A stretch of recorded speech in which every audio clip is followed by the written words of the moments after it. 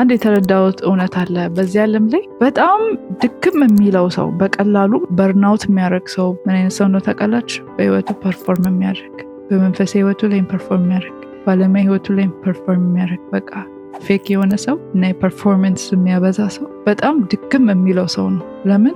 it takes a lot of work to perform.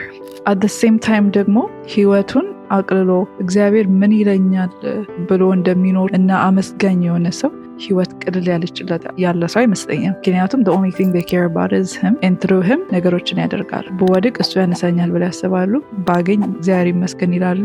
ቢያጡ ለበጎ ነው ይላሉ። ቢያዝኑ ሞር በመንፈስ ህይወታቸው እንዲጠነክሩ ያደርጋቸዋል። በቃ everything is በሱ ዙሪያ ነው ያለው። ከፍቷቸው በኮኔክሽኑ ስላላቸው ያንን አስጠብቀው ስለሚሄዱ የከበደው ህይወታቸው ይቀልላቸዋል። ፐርፎርም የሚያደርጉ ሰዎች ደግሞ የከበደው ህይወት ይባስ ያከብዱታል። because ማስመሰል ፐርፎርማንስ ብዙ ጊዜ ስለሚወስድ ኤነርጂያችሁን ስለሚያሟጥጥ፣ ስለዚህ እኛም የከበደብንን ህይወት እንደነዛ እንደ ሁለተኛ አይነቶቹ ሰዎች ለማቅለል እንሞክር። የዕለቱ መልእክት ነው።